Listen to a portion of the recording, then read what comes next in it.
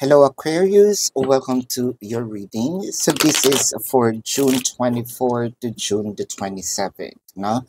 So Aquarius, para po sa mga bago, don't forget to click the subscribe button, smash the like button, and don't forget to hit the notification bell.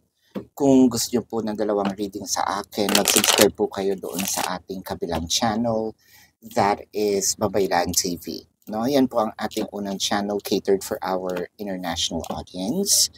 And nagla-live din po tayo doon. So kung gusto niyo pong sumali, no, you're very much welcome. Ayan. So, Aquarius, I want you to know that this is a general reading. So you may resonate with the entire reading or you may resonate with some bits and pieces of the reading. Take what's only yours. Magsimula na tayo, Aquarius. So, Aquarius, ang nakikita ko dito, parang meron talagang taong hindi na alam ang gagawin.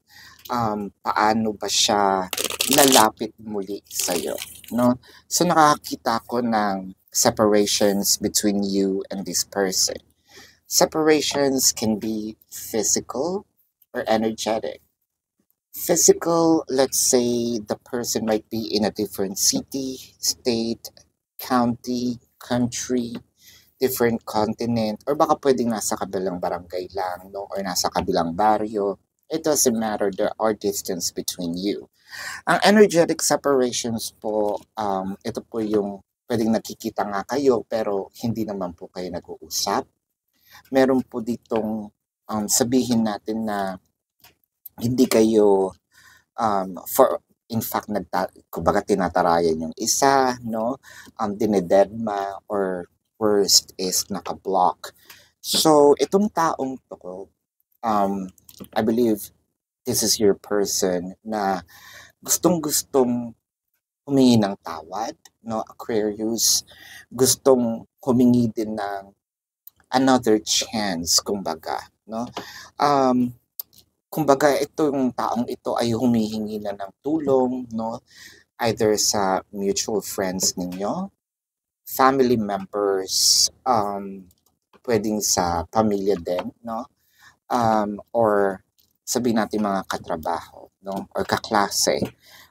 Itong taong to is, kumbaga, desperado na, no? Na gustong lumapit at makipagbati sa inyo. With the Queen of Swords, the Six of Cups, and the Ten of Wands. What I am seeing in here is I think ginalit ka, no, nitong taong to ng sobra-sobra. There's also something in here na hirap siyang makalapit sa'yo, either worst, no, baka meron ka pang, ang tinatawag doon, yun sa, kapag magkalayo, dapat hindi ka makalapit, no? Yung parang something to do with the police report, what have you, no? That's the extreme. Pero yung iba naka-block lang, no? Hirap na hirap siya, miss na miss ka na ng taong ito. The Fool card and the Temperance. I feel like ginagawa naman niya lahat para either mapansin mo siya, no? Or mapansin, kumbaga bigyan mo siya ng pansin. So nagpapapansin na itong taong to. Sometimes this person's creating a scene, so desperate na nga yung kanyang mga moves. I think kinausap ka na nitong taong to pero ayaw mo talaga. Ganun ka ba kagalit dito sa taong ito? With the Five of Swords and the Two of Coins. I think yung nakikita ko dito more of hindi mo pa sure, no, kung kaya mo pa ba siyang sabihin nating kaya ko pa bang patawarin itong taong ito, no? With the Five of Cups, the Two of Swords. So I feel like alam naman ito ng person mo na siya talaga yung dahilan at siya yung dapat sisihin. Bakit kayo nagkaroon ng separation? I think there is also an embrace from this person na, oy, oo, no, nakuha ko na, nag-get ko na, ako nga yung dapat sisihin, ako nga yung may pagkakamali, no? What I am also seeing in here is the Hierophant and with the Wheel of Fortune. So there's a lot of regrets. Wow, yung talagang yung apology ng person is sobrang sincere to a point na hindi ko nagagawin, hindi ko na uulitin, with the Two of Swords clarified with the Six of Wands and the Five of Wands. Ang nakikita ko dito, probably, one of the reason is jealousy, no? Either sabihin nating pinagselos ka, no? Or nakakita ka ng isang bagay na ayaw mong ginagawa niya pero paulit-ulit, no? So let's clarify the two of coins. Seven of coins and the Nine of Cups. So I feel like kung ano yung demand mo dito, no, let's say, wag mo nang kakausapin si ganito, wag ka nang makikipagkita sa ganyan, sa barkada, what have you, wag mo nang uulitin, inaantay mo lang, no, yung tamang panahon. And I feel like eto na yung pinaka last resort, sobra-sobra, no, yung sobra-sobra yung kanyang pagsisisi. With the King of Pentacles, the Strength card, and the Two of Wands, I feel like there is a sense of urgency. Nakikita ko nga parang ikababaliw ng tao, no? Ikababaliw ng person mo kapag hindi mo siya napatawad, hindi niya nakuha itong forgiveness nga. With the Strength card, parang pinipilit ka kasi nito ni person na kausapin mo siya na hindi pwedeng hindi mo ako kakausapin, no? Yun lang yung nakakainis na part doon, Aquarius, kasi meron kang gustong, I need me time, no?